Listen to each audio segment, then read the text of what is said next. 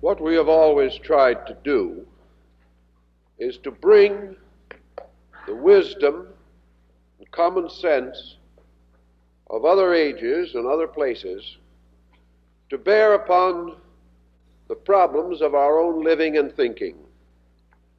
Not because we want to assume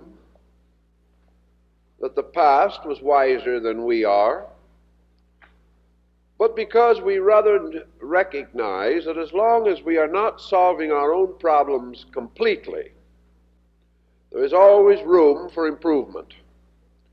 And improvement may come to us through the quiet contemplation of the ways in which other human beings have faced and solved the issues that perturb us today. Actually, all times and places have had the same basic problems. And these basic problems still haunt us, still concern us, and still take away from our peace of mind. One of the notable differences between our way of life and that of other peoples, even in some cases contemporary peoples, is the disappearance among us of most of the so-called religious festivals. The ancient world divided its time by its festivals, and there were only a few days in succession without some religious or spiritual reminder of man's participation in a divine plan of things. The keynote of ancient festivals was mostly joyous. And if for any reason part of the festival was devoted to some melancholy theme, as the death of Attis or Adonis, it was followed by a magnificent outburst of gladness in the resurrection of these deities and in the final restoration of their spiritual authority. Thus, the over-concept throughout the classical world was one of joy and gratitude. Gratitude is a very wonderful thing. For the moment the spirit of gratitude ceases in man, the spirit of ingratitude is born. The individual who honestly and sincerely is grateful for good gradually becomes more and more concerned with the discovery of good. The individual who does not believe in good and who is not grateful will find greater and greater incentive to search life for evil and to become depressed and melancholy over the apparent misfortunes and miseries of living. Now, we cannot say that life is without its problems, but there is a tremendous uplift in the ingenious discovery of things about which we can be grateful. This, I think, was one of the keys of the ancient festival concept. It made man more and more aware of the numerous things for which he should be grateful. Another important point was that the festival brought the religion very close to the people. Instead of being locked within certain walls and boundaries, religion flowed into the everyday life of the Greek and the Egyptian, the ancient Chinese, and many other peoples. This religion, moving constantly into living, was no longer merely a formal institution. It was not something that stood aloof and separate and apart. It became an experience in the daily living of those who followed the ancient faiths and rites.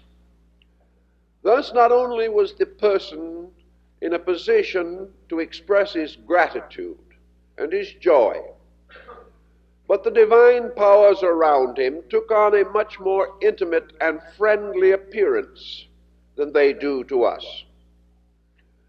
They had not in those older days exiled their gods to some remote sphere beyond the sky.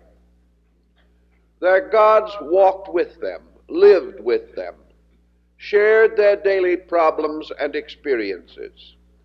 We may feel that this is childish or shows lack of mature sophistication, gullibility, superstition. Call it whatever we will. It still was a source of internal integrity to the persons who believed and held these convictions. The integrity arose not merely from the belief in such deities, but in the companionship which this belief brought to these people. They found, as we have not found, the presence of deity in the fountains, in the rivers, in the clouds, in the streams, and in every intimate association of life. The Romans believed there were little spirits that dwelt under the hearthstone, called the Lares and Penates. These spirits were the guardians of the home. Their ears were forever attentive, and their worshippers believed sincerely that these godlings actually had some kind of a residence around the kitchen fire, or in the old family stove, or whatever was its Roman equivalent. In order to keep these deities happy, you had to be happy around the family table. You had to be happy when you cooked the food. You had to be happy when your friends gathered to eat it. Unless you had a proper spirit of gratitude and cheerfulness, then these family godlings would be apt to allow the stew to burn, or in one way or another to chastise you. And today, we know from modern psychological research that a great many persons who have continuous minor accidents, either in their kitchens or in other parts of their homes, that such an accident-prone condition is due often to a neurosis, that it is due often to a lack of basic happiness. Now, these family spirits not only suggested happiness, but they recommended it. If you really believed in them, and you wished to keep your home and your kitchen and your hearthstone a symbol of something important, then you had to bear in mind that you lived in the presence of these attendant spirits, and that it was up to you to prove to them continuously that you appreciated the favors which they bestowed. For these favors were friendship, good conversation, an abundant board, and a cheerful home and family. It was then an evidence that these gods were present when your domestic affairs ran well. Now, it might be a little more difficult to imagine a happy family of godlings behind the electric stove or under the gas heater. We have lost the hearthstone as the symbol of home. But as one of the older Greek writers pointed out, the altars of the gods, the great pedestals upon which stood the mighty figures of deities, these were originally rough stones, the symbol of the hearth. That religion and everything began in the home, and that as went the home, so went the heavens. This may be religiously difficult to demonstrate, but certainly psychologically and socially it is undeniable. So in these festivals and rituals, we have certain principles that we can apply to nearly any problem that concerns us. When Socrates used to go out into the Athenian groves to discourse with his disciples by some pleasant stream or upon some green and wooded mountainside, he first invoked them into a kind of communion. He always began his discourses with a brief prayer addressed to the spirits who dwelt in that region, the nymphs beside the fountains, the hamadryads among the trees.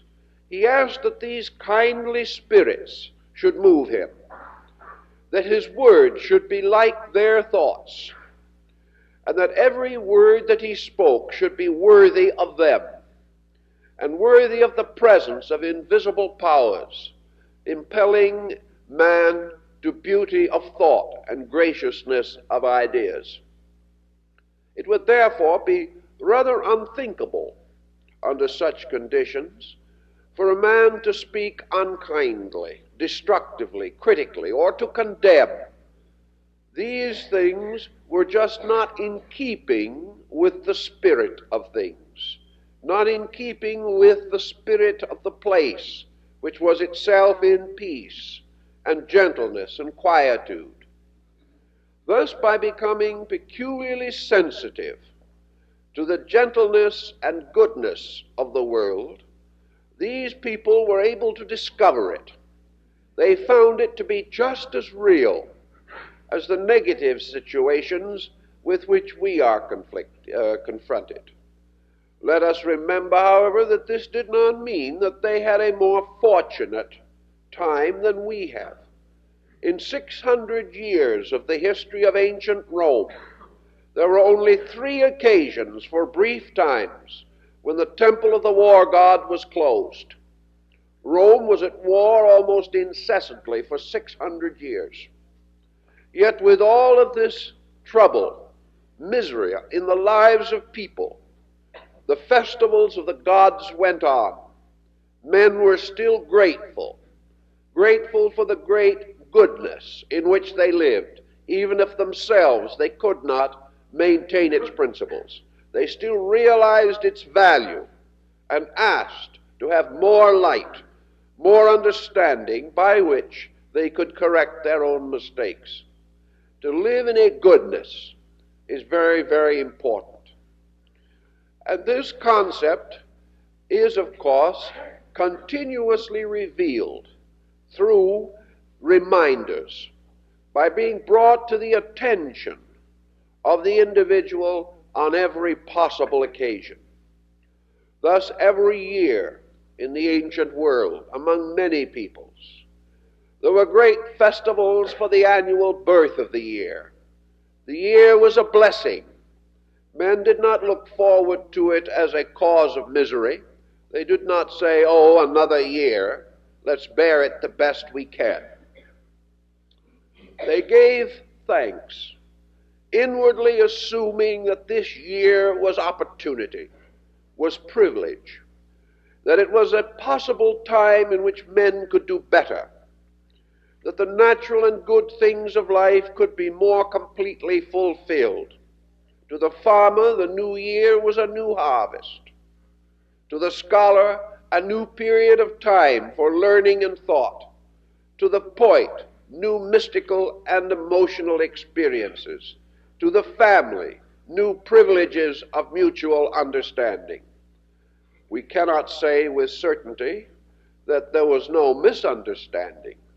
But where these ancient ways have survived to modern peoples and are still perpetuated, as we find in some distant regions, there is every evidence that these ancient ways did produce and do produce constructive results, that they help to orient us against the prevailing disillusionments, and that we will either be disillusioned by the perpetual restatement of our misfortunes, or else we will develop some internal strength by means of which we can maintain a spirit of gladness.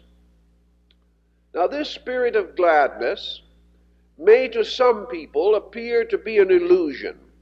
Some will say it is a form of self-deceit, that in a great and troubled universe there is no real ground for gladness.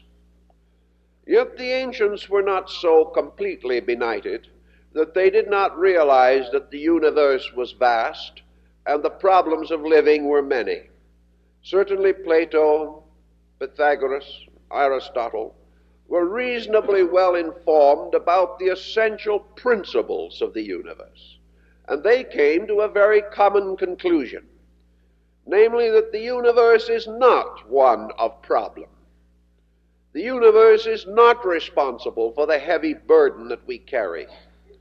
This burden arises very largely in ourselves, of our own thinking, of the unreasonable and unfortunate decisions which we force upon life, and this endless determination to criticize, to condemn, to nag, and to fault find.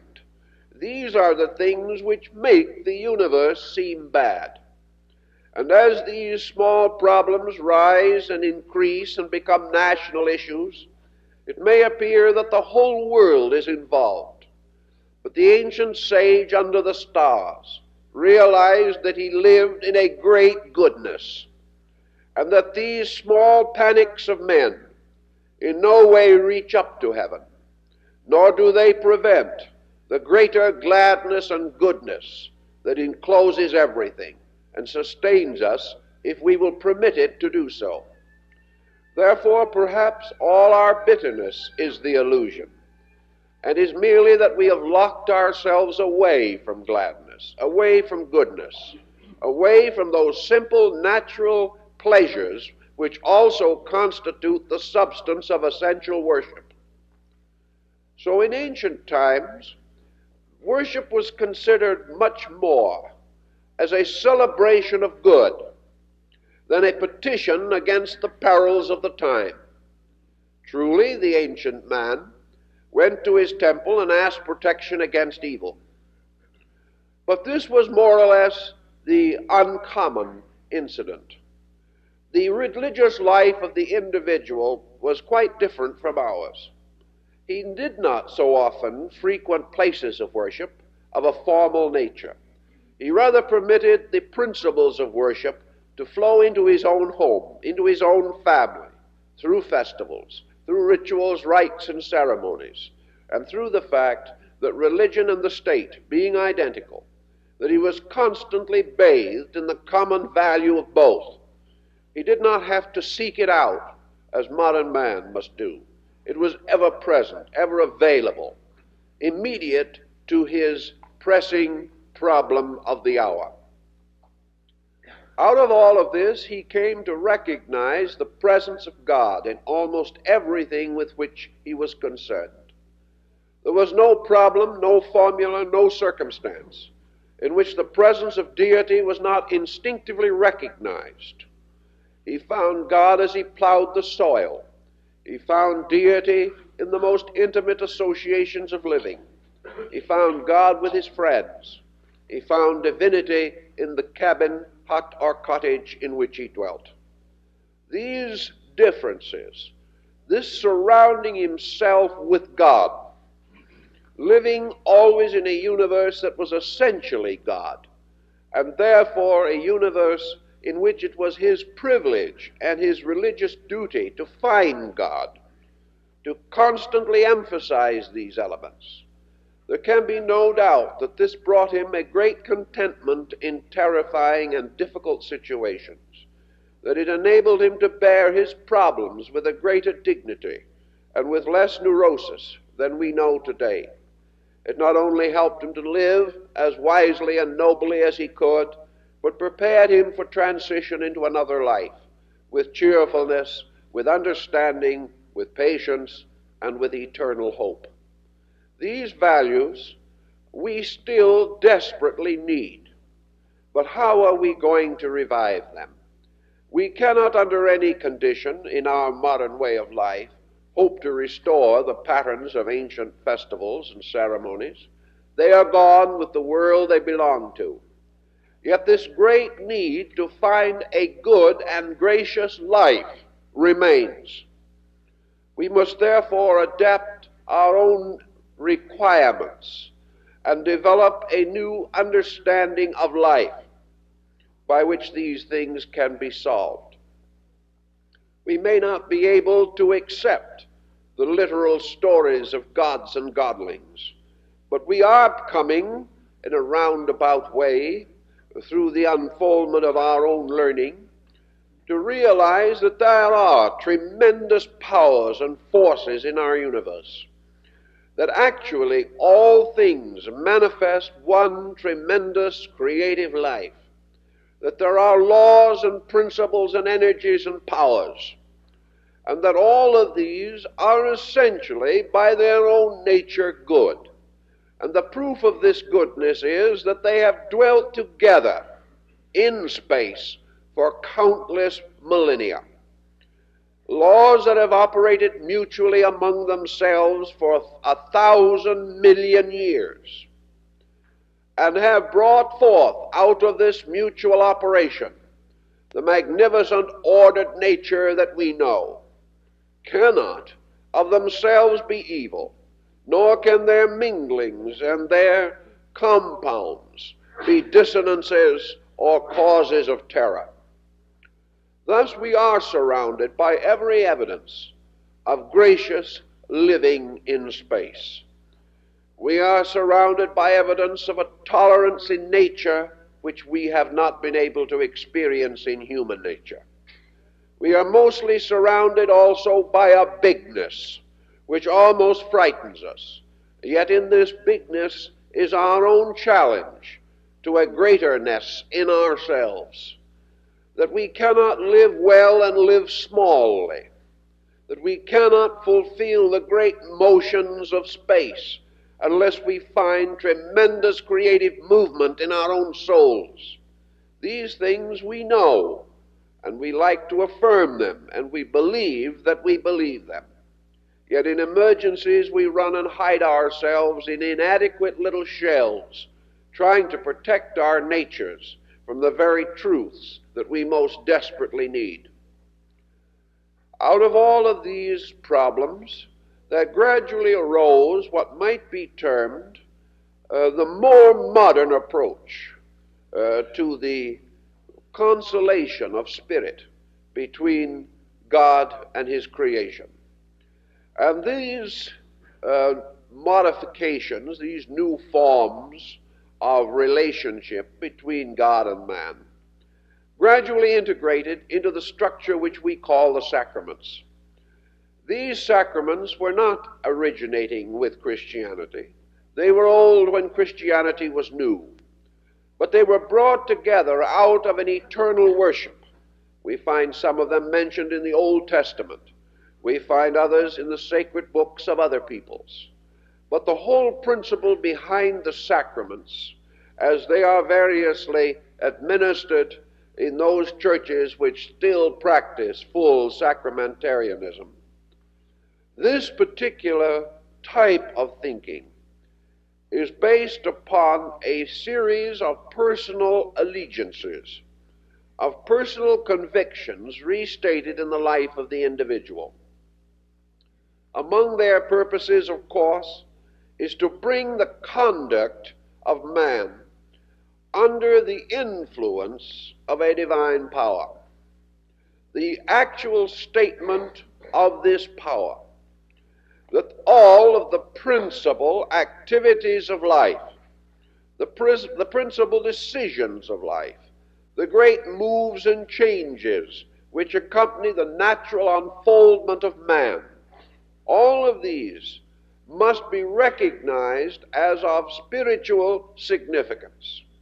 The removal of this spiritual significance loosens or breaks the relationship between man and the great spiritual ethical framework which is the basis of his life and his world. Furthermore, and perhaps immediately interesting to us, is the importance of the visualization and vitalization of the God concept in man. The definite trend today is away from this, and gradually those subtle bonds by which man instinctively turns to God for consolation or understanding or inspiration, these bonds are being broken, not always by intent, perhaps as often by carelessness, but by degrees the divine equation is disappearing from the patterns of our daily living. Our deities we hold in solemn reverence, but we do not invite them to our table. We do not recognize them as interested in the little things that we do. We have come to the conclusion that all these deities and powers are so cosmic, so universal, that they have no thought, time, or consideration for the problems of the average person. Yet our religions tell us differently, and even our Christian faith bespeaks firmly the immediate presence of God, a presence made possible by the invoking of that presence, that wherever human beings gather together in godliness, God is there. Wherever the individual feels the divine presence moving in himself, that presence is present in him. And therefore that the invocation of this presence is by a mood, by a kind of acceptance, by an absolute expectation. Now the value of this concept lies in the need for the individual to have some basic factor of strength in his human relationships. By degrees through the ages, man has developed an incredible inferiority complex. He has lost nearly all of his native optimism. He has moved from an aggressive state to one utterly non-aggressive. But in this non-aggression there is not the quiet philosophical detachment of the wise. It is the individual feeling himself powerless. It is perhaps the result of a scientific interpretation of his universe. Man suddenly believes himself to be captured in a vast factory, an immense institution filled with moving parts, vast machines, so complicated that they dazzle and confuse him. He lives in the presence of a great mechanical bigness, and in the presence of it, he finds his own life, his own purposes, his own dreams very difficult to maintain, because nowhere does he see anything that seems to care about him, that seems to have any real concern for his simple needs. Under such vast terms as progress, we have very little private comfort. These things may be good as abstract motives for action, but they do not reach into our personal tragedies. They do not help us now, even though they may give us a certain vision of a golden time to come. Thus man, lacking support, and not having within himself by any means a sufficient strength to substitute for the God support upon which his ancestors depended, is left without strength, without courage, and without any kind of an immediate conviction. Many early Christian mystics pointed out the vast importance of man living constantly in the realization of the presence of God. Just as the Lairs and Penates were under the hearthstone of the Roman, so man must live with the feeling or the signification that the divine presence is ever near to him, so near that he cannot afford, for any reason, at any moment, or even in the deepest seclusion of his own secrecy, to think or say or do in a way that is not proper in the sight and consciousness of God. By so having a discipline upon himself, ancient man was perhaps influenced by fear to some degree. He may have not been truly as virtuous as he seemed to be, but then again, let us not boast too much. Remove statute and law, remove the penalties of misdemeanor and crime, and we would soon discover that man today is also governed very largely by fear. But in those times it was a little different kind of fear. It was not fear of men, it was not fear of punishment as we know it in the form of fines or jail sentences. It was a fear that man would be separated from the love of God. A fear that by his own action he would no longer participate in a way of life that brought him peace and harmony and a moderate return in worldly goods. Therefore, ancient man was concerned. The unpleasant scene, the ungodlike conduct in his home or in his family would deprive him of the blessings of the gods upon his house. And deprived of these blessings, his house would not be as good. Psychologically, we know exactly what this means. It is very reasonable and very proper. The individual who destroys harmony in his own life deprives himself of harmony. For once he breaks its rules within himself, he is no longer able to prevent the spreading of this inharmony, which ultimately becomes a destructive force in his entire environment and can ruin his career. Thus it was in the beginning that by keeping the faith within himself, he tried to preserve those most immediate values, the loss of which will result in the immediate sickness of consciousness and soul. It is our loss of immediate values that has resulted in our unhappiness and the gradual disintegration of some of our most important ethical structures. The church, therefore, in its early days, attempted to bind the life of the individual closer and closer to deity. The primary motive was the statement of affirmation of allegiance. The individual made a decision. Perhaps this decision was not entirely maturely thought through. Probably it was not.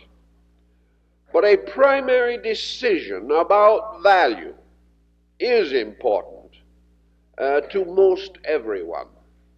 The individual must either live under a concept of God as good, or else attempt to live without such a concept. Evidence, history, tradition, psychology, all these prove to us that man cannot live well without conviction, nor can he fulfill his life without some statement of allegiance. If he is strong enough, wise enough, and good enough to make these voluntary allegiances himself, dedicating with firm and positive will his outer life to the service of his inner experience, or has the strength and courage to seek and find the God in himself and make this power dominant in his affairs, if he has such fortitudes, then in all probabilities he has transmuted allegiances to their highest form. He has then found the true mystery of the dedication of a life to a purpose. If, however, he lacks this, if he has not the courage or the consistency to make such dedication, then it becomes more important that he finds security in common allegiances, that he finds a certain moral incentive to at least keep word solemnly given or obligation deeply taken. He finds in his obligations, therefore, certain incentives to keep these things which he has most sacredly avowed that he will keep. Thus he gains a certain strength of decency, a strength of integrity and consistency, which may give him help in a moment of great confusion or stress, forcing him to choose to keep the words he has given, rather than to depart into a hopeless uncertainty. Thus, all the way down through these problems, the effort to bind man in some way to a divine concept, to bind him to the service of divine principles, and to give him a recognition of the importance of such bindings. These have always been religious considerations from the very dawn of time, and are present in the whole broad field of comparative religion. In each instance, they are intended to strengthen the individual's internal realization of the availability of good, so that instead of doubting continuously, the individual has some firm positive attitude, that instead of devoting his life to the endless criticisms of what is wrong, he shall begin to appreciate that what we call wrong is a tiny area within a vast and immeasurable expanse of good, that these wrongs can be corrected, but that the good which is at the base of things is indestructible, inevitable, and eternal, and all that is not good will ultimately be reabsorbed again into the sovereignty of good. These kinds of thoughts give us a certain security, perhaps intangible, perhaps very deep, but available to us in great moments of stress and uncertainty. Thus, something must always be present in our natures to give us the strength that we need. We have that strength, although we do not know it. It is the knowing of it, it is the discovery of it that becomes so important. Very few individuals have faith in themselves or their own strength, and many of those who do have unfortunately only a perverted egotism in the place of true faith. Man cannot quite accept that his own personal position will give him authority over circumstances, but he is willing to accept and has always inwardly believed that there is a power within him, not of himself, but within him, which is greater than circumstances, and which therefore is part of God. And the God in man can accomplish anything. It is therefore a problem of creating a positive, dedicated allegiance, establishing a strong and unbreakable relationship between the person and the indwelling divinity. When such an allegiance is created, man can then have a new kind of strength, a strength born not of his own willfulness, but of the divine will in him, a strength rising not from his own belief in himself, but of his inward apperception of the presence of God within his nature. These statements, however, cannot be merely made occasionally, nor can they be sustained merely by occasional presence in places of worship. These experiences must be proven through a constant and inevitable testing. The individual must daily call upon this strength and must daily find it available and sufficient. He must be able to look back upon a life in which this strength has preserved him. He must be able to see around him the evidences of the availability of this same strength in the lives of other persons of good instinct and high principle. This experiencing of the presence of strength is also the experiencing of the presence of good, Such experience is denied the critic. It is denied the sophisticate. It is denied the doubter. Because the moment we come into negative situations, we explain away the God in things. We try to prove that what we call the good is merely accident. And one of our justifications always is that it occurs to the wrong persons, that it should have happened to us. Therefore, as it did not, then there is no good in nature. That we have not earned it is of slight concern. Actually, however, through the contemplation of these various relationships, we attempt to create a concept of sacredness, a concept by means of which we have a new sense of values, and by so doing to enrich and to ennoble the various levels of our relationships with ourselves and others. Life begins, as throughout the ages, with the simplest of all sacraments and ceremonies, the welcoming of the newborn. This is the beginning, and in most religions it is called baptism. Normally and originally it was a ceremony of blessing and placing under the keeping of God the life of the newborn. Now this, of course, probably was of no great concern at that moment to the newborn infant, who usually proceeds to disrupt the ceremony by bursting into a violent expression of indignation, especially if immersed, sprinkled, or dipped in the procedure. Actually, like so many sacraments and so many religious circumstances, the primary purpose of this particular ceremony is to reveal to all, parent, friend, and stranger, that this child has been placed in the keeping of our faith, has been made part of our life, and that therefore this child is now under the peculiar and constant protection of our God. Such was the ancient concept.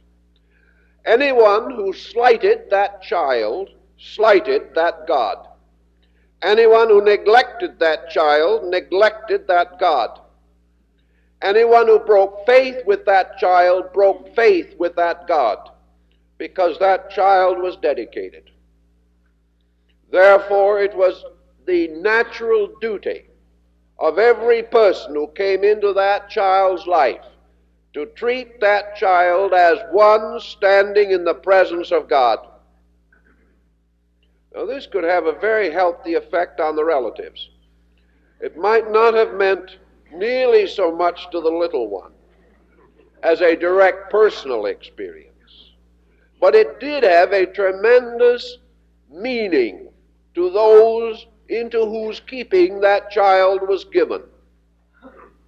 That child was set apart from what was called the stranger. The stranger in ancient times was one not of our faith.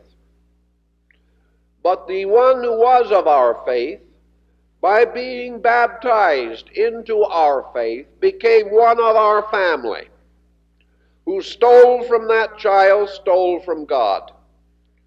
Who kept the heritage from that child, kept the heritage from God. Any ill against that child was a sin against God, because that child was dedicated. Therefore, the presence of God was assumed to have entered in with the sacrament of baptism. That child was then placed primarily in the keeping of that God. If that child should die in infancy, its soul would return to God, because by baptism, God became the guardian, the constant and ever-present champion of that child. And if in anywhere in its childhood it raised its voice in supplication as in the story of Elsa and Lohengrin. The night of the Grail would come. The presence of God would come to champion that child. And whoever broke that faith would be presented with a champion who would destroy him. Now, if we think that way about it, the ceremony suddenly begins to make a little sense. It begins to have meaning for us. It reminds us of our spiritual obligation. It reminds us that with this ceremony, by which a child is brought into our faith, he is brought into our family, he is brought into our lives, he is one of us, and no man may turn against his own without the vengeance of God, according to ancient belief. Now, this vengeance of God was not a thunderbolt or anything of that nature. This vengeance of God was the broken home, the delinquent child, the juvenile criminal. It was the neurotic child going out into life ill-adapted, and also the child that in later years turns with anger upon the neglectful parent. These things work out their own ways. But according to the ancients, all these little evidences, all these working out of things, all were evidence primarily of God and the law, kept or broken.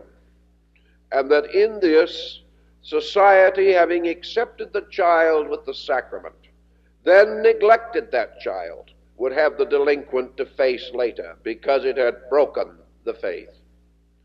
So the theory of baptism was, of course, clan membership. It belonged into the pattern of things. Now, among the other ancient ceremonies, there was always that which was originally called the giving of the milk name, which was given in the ceremony or baptism or sacrament of christening. In this sacrament, the child received a name. In the old days of the church, it was usually a saint's name, in order that the child might come under the particular influence of that saint, who for some reason was regarded as of special benevolence. Also, it was assumed that it was a saintly name. And in ancient times, every name that was given with a motive, with a reason, and with a purpose. Who speaks a man's name tells him something. Who uses his name, who addresses his name, calls upon not only the outer nature of that person, but upon the total being of him. An individual is not merely a body with a tag hung on it. This name has meaning. Therefore, this name was sacredly bestowed.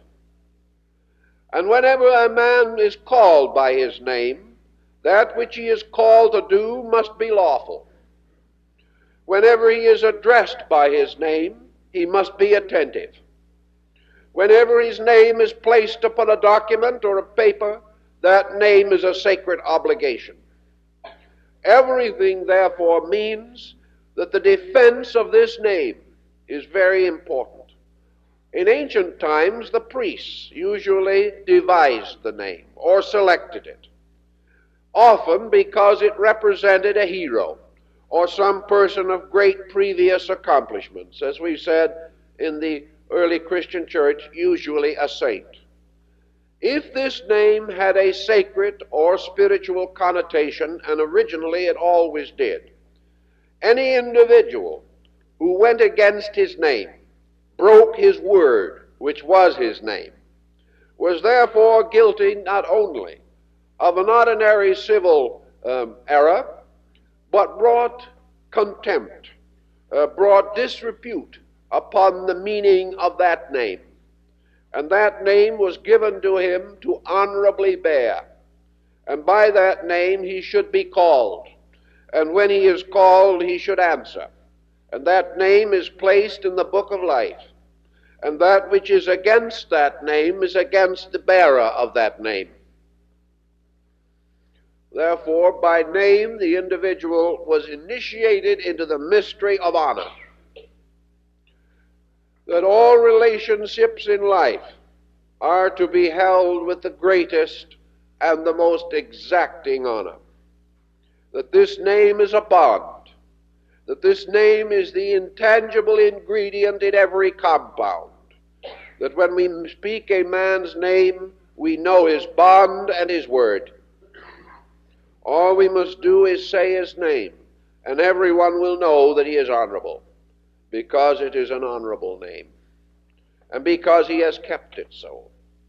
Therefore, religion anciently taught that it was a spiritual virtue necessary to the salvation of man, that he shall keep his name clean, that when his name is spoken, no man shall rise against him with good cause, that when his name is spoken, men will honor his name and the Father in whose name he served. And as the sacred name of God was called upon in the most profound rituals and mysteries, so the sacred name of man is called upon in all emergency. When we are in trouble, we call the name of our friend. When we are sick, we call the name of our family. Whatever arises, we call the name, and that name shall not fail. And the failure of that name is a sin against God. These things became quite obvious and appreciable to people who held this kind of understanding. But today, in our way of life, the Bills and the Marys and the Joes and the Petes do not mean what they used to mean. And yet they do, in a strange way. Every woman with the name of Mary, this means something, but she never thinks of it, or seldom does. Every man by the name of Joseph, this means something in our faith. And in ancient faiths, every name was so selected, because it meant something, because it was a constant reminder of honor, that it was a constant reminiscence to our faith. And by being in this way, a reminder, a binding between ourselves and the common structure of our believing, it helped also to orient us within our own way of life, so that when anyone thought of our name and thought of its great historical, spiritual connotation, and then that person met us, knew us, worked with us, they would not feel that that name was badly given, but that rather in us they found the exemplifications to at least a reasonable degree of the qualities for which a name may stand. Later in ancient philosophy and religion, the milk name gave way to the name of maturity. And this is still, in a certain way, partly concealed, partly revealed under the sacrament of confirmation, but is not as much so as was in ancient times. In the old religious ways, the individual at infancy was placed in the keeping of his clan or his tribe. It was assumed that he was not a self-sustaining being, so that for him all the members of his clan must play God. They must be his God. They must serve him, meet him, fulfill him. They must in every way make possible the unfoldment of his natural abilities, and they must counsel him, guide him, and discipline his life, so that he may move in the way of heaven. But there comes also a time in the life of the human being when his mind, his heart, and his soul begin to unfold, and it is no longer a problem of his mere acceptance of his birthright. It is now necessary in the way of life for each individual to confirm his own faith. Having reached an age of discretion, he must decide the nature of his faith. And this confirmation is actually a movement. It is a movement from a position of being protected to line oneself with the protectors. In other words, it is the voluntary acceptance of the mature responsibilities of the tribe.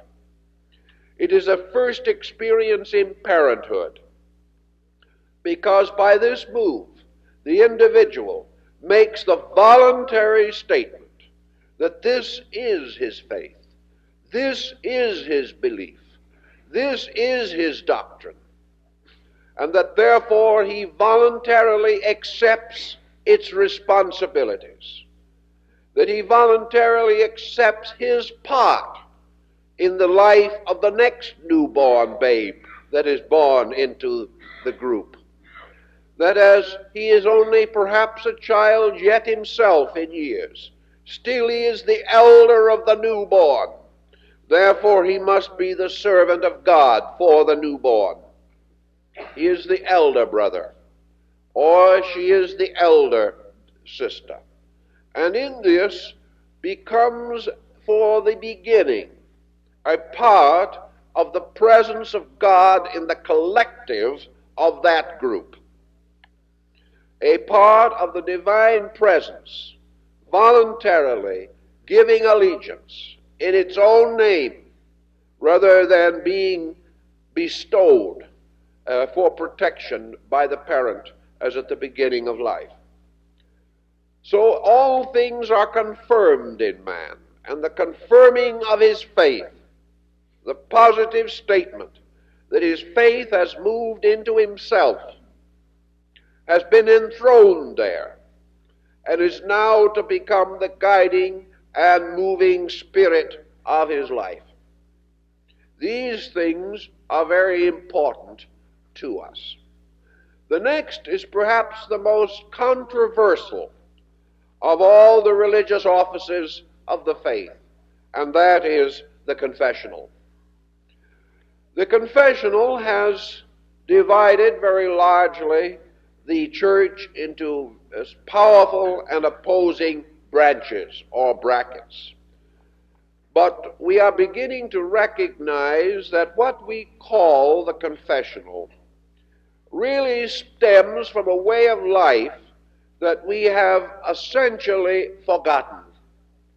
And that if this way of life could be revived and restored in its natural form, that we might be indeed much better than we are today. We might not need to consider the formal confessional as it was anciently known. For the confessional today, we have the psychologist's couch. And whether it is a couch or a little room with a curtain on it makes very little difference. It is serving something.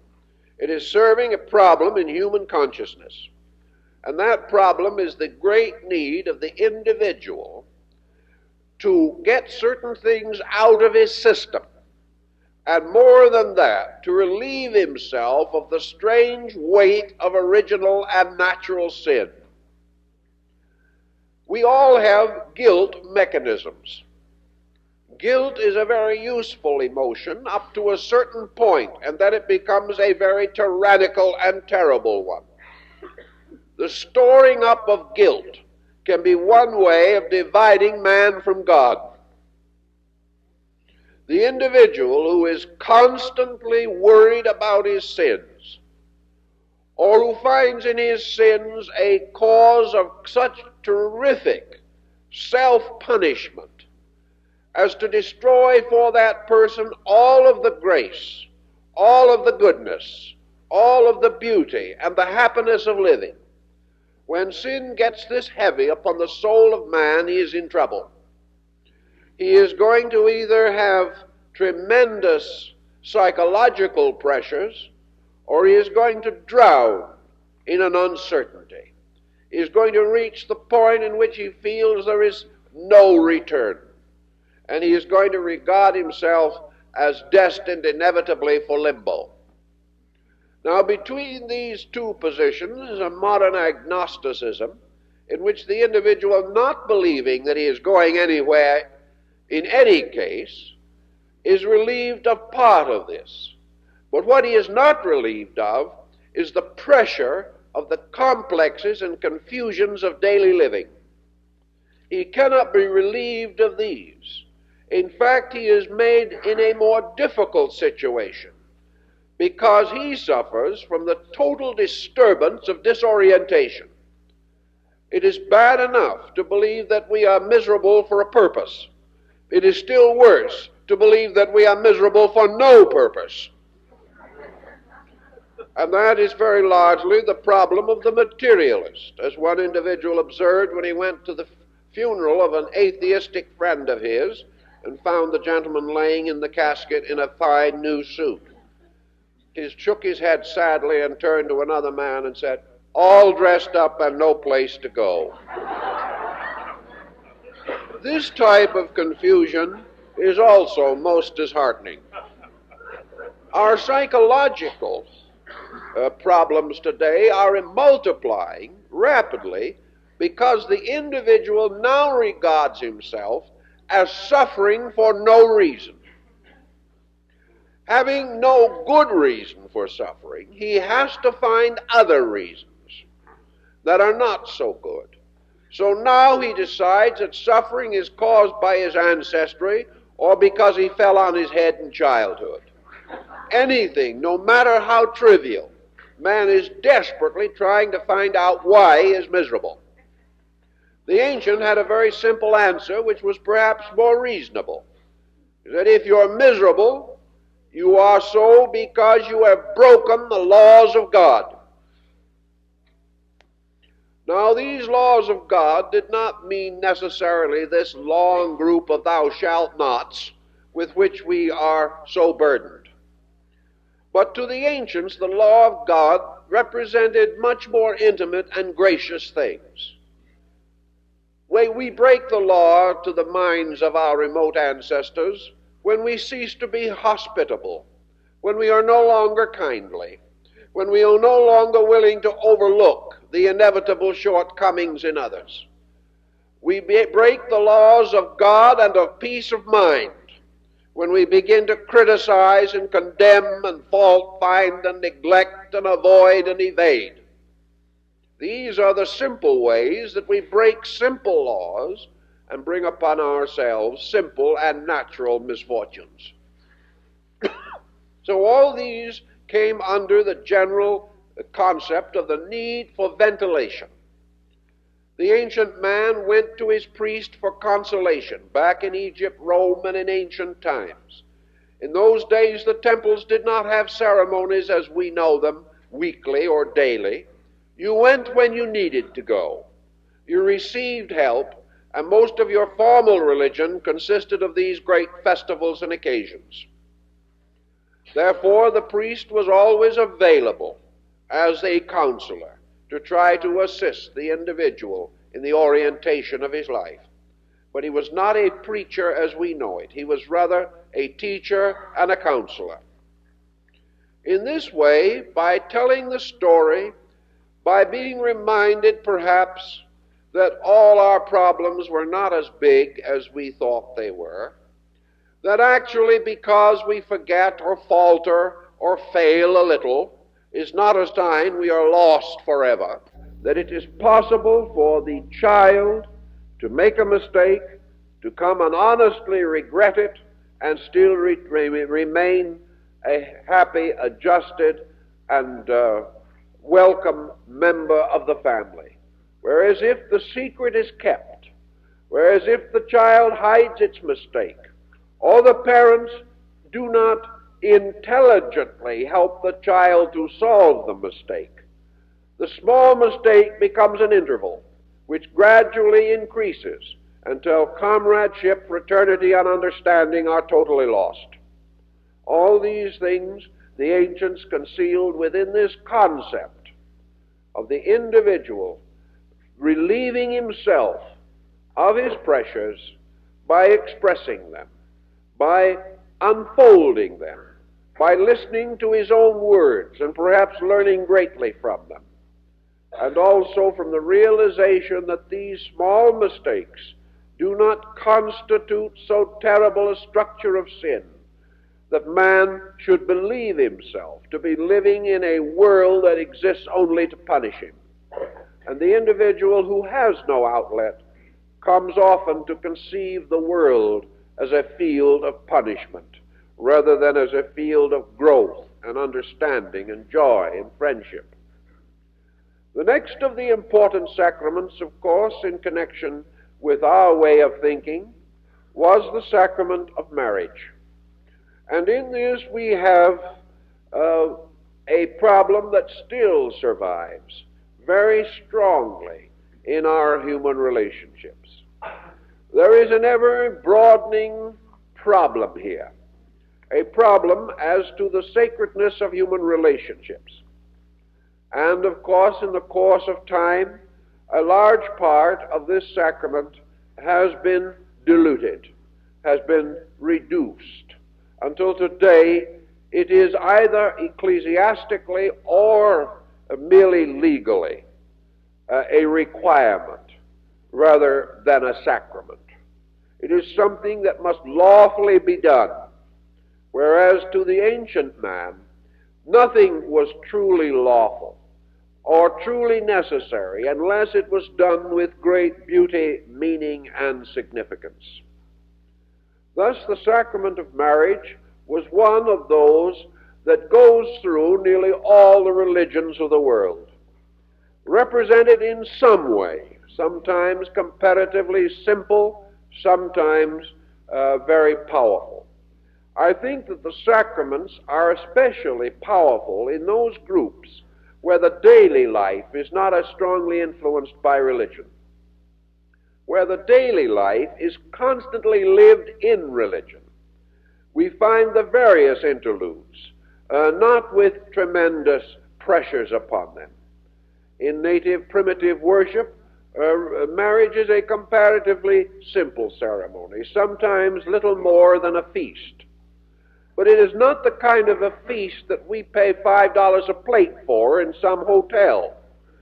It was a feast within the faith of the people. You did not need to make a special ritual out of it, because the whole life of the individual was a ritual, and this was only one episode in it. He was living in his faith all the time, so that one simple ceremony was enough. Where faith is not so strong, we have a tendency to make a great deal of separate ceremonies, one or two which seem to carry a certain opportunity for emotional religious expression, and also, unfortunately, for numerous expressions of vanity. In the sacrament of marriage, the concept was, originally, that marriage was a total union of purposes in the divine sight and in the divine nature. The presence of God was invoked to be present at this ceremony, that this ceremony might be sanctified and set apart from other contracts and deeds and associations which were of less vital significance to the individual and to society. The marriage ceremony was strong because of its tremendous social importance, because it was the foundation of the survival of the state or of society or of the system, the religion involved in that particular ceremony. The concept, therefore, that religion united two persons in the sight of God, in the life of God, meant, of course, the request, the supplication that deity be present with these young people starting out in life, moving with them daily and hourly, living in their hearts and lives, and causing these hearts and these lives to be essentially noble, dedicated, and purposeful. The ancients had many kinds of symbolism which they used in the sacrament of marriage, and the rites differ considerably. But always these rites are to remind the individual that out of many associations he has selected one, and that by this selection he has created the need for a tremendous unity, and that in the sight of God these two become one person. And as Hamlet might have said, aye, here's the rub. In modern thinking, this concept of becoming one person is almost totally lost today. And perhaps for that reason, we have a situation that religion should have coped with but could not. Namely, that where two persons become one, neither can be in himself selfish or separate. Neither can he put his own good above the good of the other, nor can he, being one person, be in conflict, debate, argument, or dissension, because very few people argue with themselves. They always argue with other people.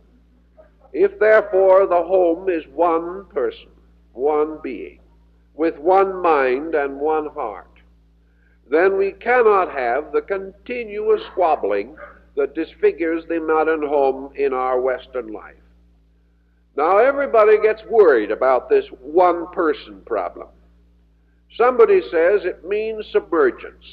It means that the individual can be no longer himself, that he must sacrifice this and give up that he must be overshadowed by this, that he must become a non-entity as the result of that, and all these things. And all this goes against our tremendous, dramatic, militant desire to remain ourselves at all cost. So we remain ourselves, and it is at all cost. The cost is far greater than we will ever be able to understand or appreciate. Western man has not found the virtue of attempting to forget himself in the service of other things. He is always self-reminding, self-remembering. But actually, the problem is not as serious or as difficult as it might seem. The psychology has built too many overtones that have no substance in reality. Man believing in God and believing God in him does not enter into conflict necessarily because he is expected to obey the laws of life. Nor is it necessary that he should enter into conflict or sense competition in his effort to establish a home. These things represent a superficial approach. Actually, the individual wishing to go ahead, wishing to be successful, wishing to be in some way outstanding in his community, wishing for happiness, and all these things. All he has to do is enlarge his wish and enclose all of himself in that wish, instead of making it a thing separate.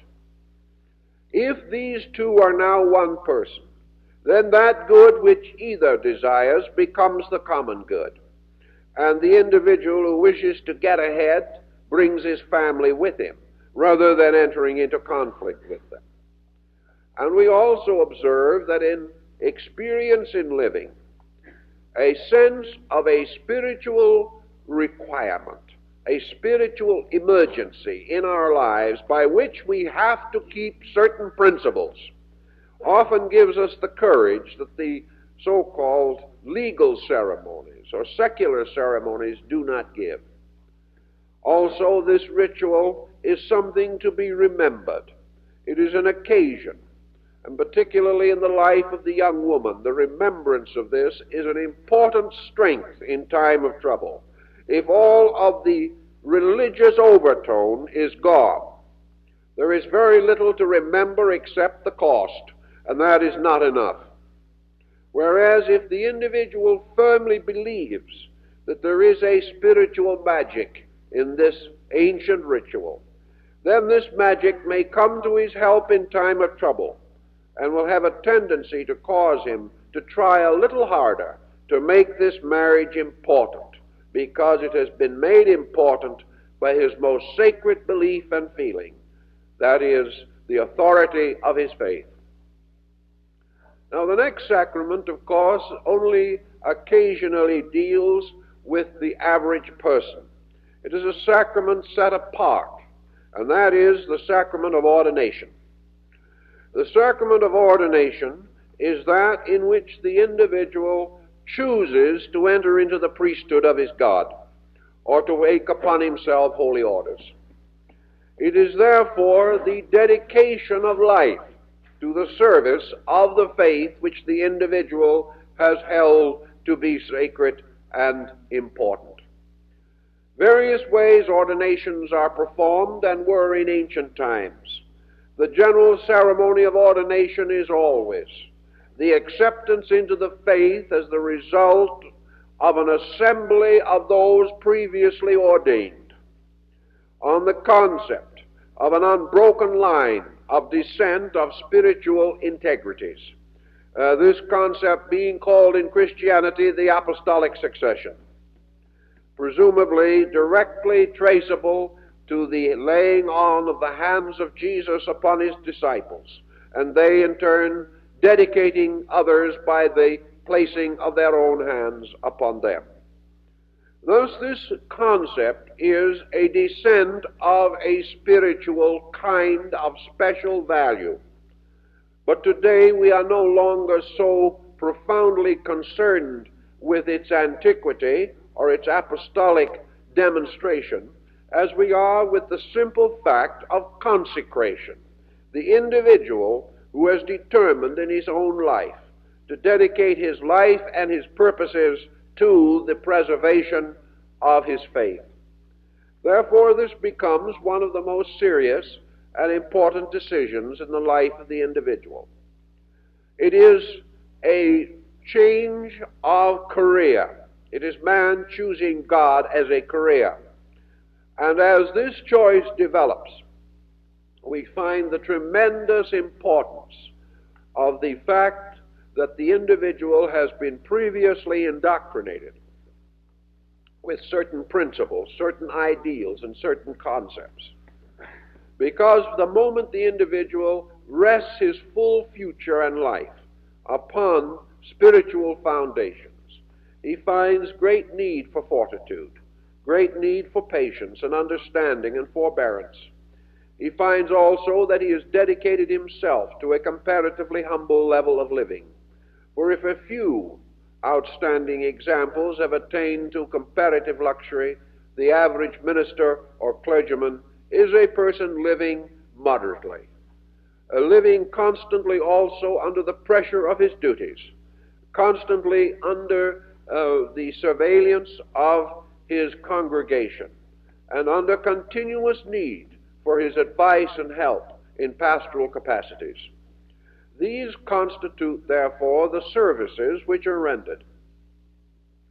These services must be rendered from conviction. They are supported only by the individual's own belief. Where this belief is inadequate, where the person has not shown or indicated clear signs of the courage and a certitude within himself, ordination should not be performed, because it represents too definite a decision for the average person to make, unless he is almost born with this drive within his own consciousness.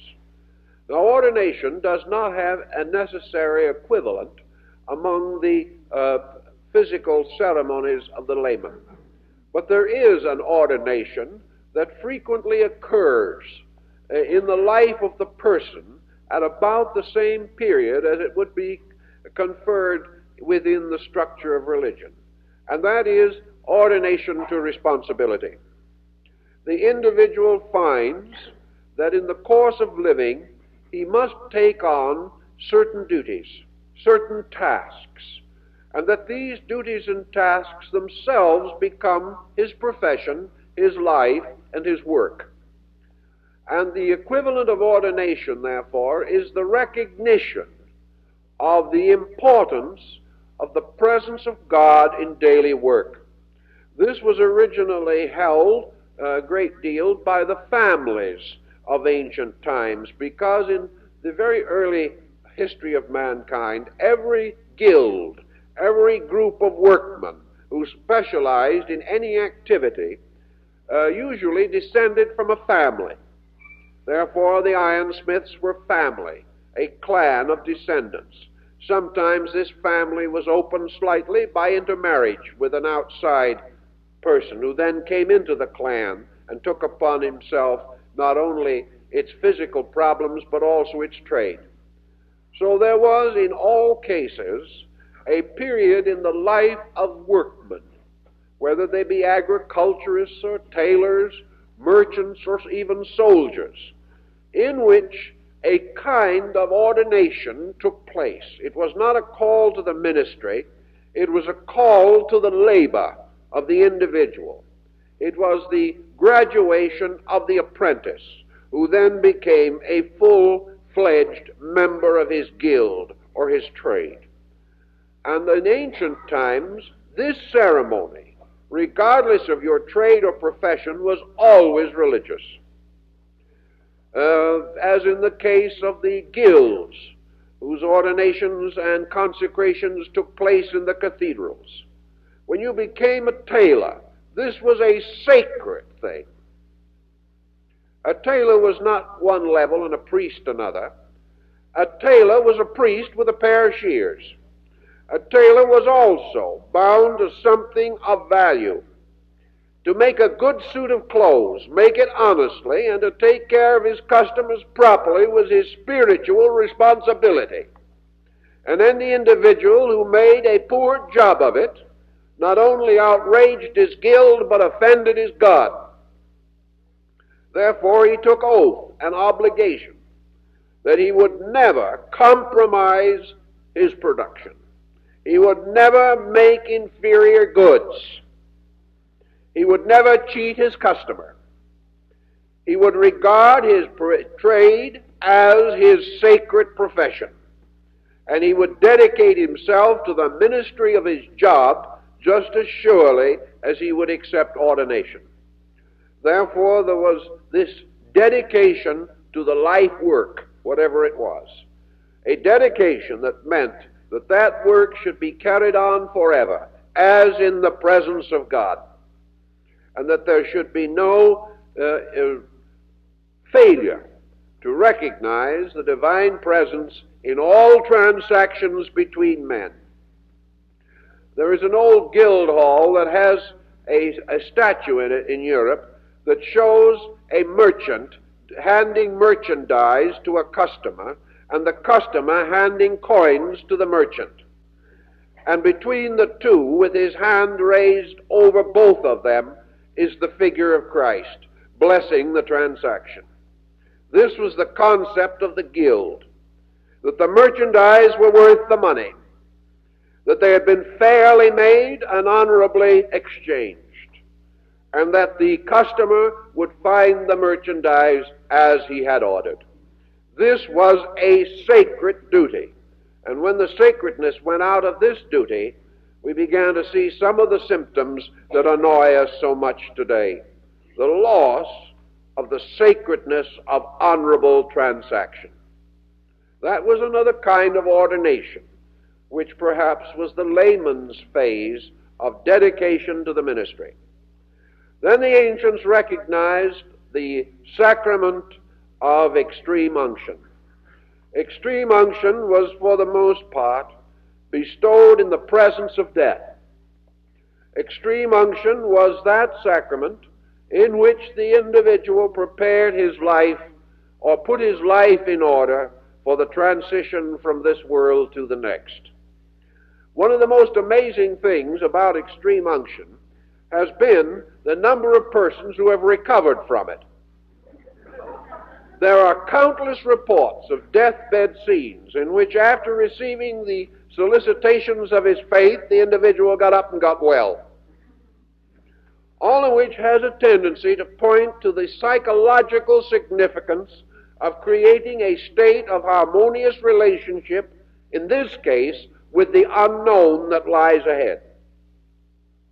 The Egyptians had their Book of the Dead, which was actually a preparation for the afterlife. The Tibetan has his bardo, the ritual of unction, which is performed for a dying lama by other members of his faith. Nearly every religion has some form of observance intended to cause the person to make the transition from this life to the next in a sense of complete internal peace, in order that he may have no confusion, no concern, no disturbance in this transition. And Buddha points out, of course, the importance of it, inasmuch as he says in his dialogues that to pass from this life to the next in a state of complete peace is a tremendously important factor in the nature of the kind of rebirth which the individual will achieve. So whether you believe in the reincarnation or not, those who did believe in it also made a great point of the importance of this peaceful transition from one life to another. The transition in faith rather than in fear, and the realization that this transition is the supreme evidence of the sufficiency of faith in our daily living. So this blessing, this preparation for the individual's transition was, of course, of the greatest importance to antiquity. And ancient peoples also followed this by prayers and special ceremonies for the repose and rest of the soul after death, on the assumption that the soul could very well participate in such experiences. Incidentally, there was a very great and practical point in the festivals for the dead, a type of point that we have completely lost in our modern way of life. For those recently bereaved or under the great strain of loss, it is a terrible thing to simply let these persons work this out the best they can. There is something wrong about this. For a bereaved family to listen to some clergyman at the funeral say, "The Lord giveth, the Lord taketh away," is very, very unsatisfactory. It results in a great deal of negative self-pity, sorrow, disintegration of personality, disorientation, and a long and perhaps critical period of psychological recovery. That is, of course, assuming, and we should assume, that these values represent real relationships and that the loss is a real loss. The ancient did not face it in quite that way. He usually arranged a pattern. One thing he did, which was very important, was that he claimed and believed that he wanted the deceased person, who might hover around for a time as a soul, to be sped on its way with gladness. In other words, it was considered a very bad a breach of etiquette to go around mourning your dead. What you had to do was to think of them and not yourself, and in so doing to do everything possible to make them feel that you were strong and that they were free. This was essential.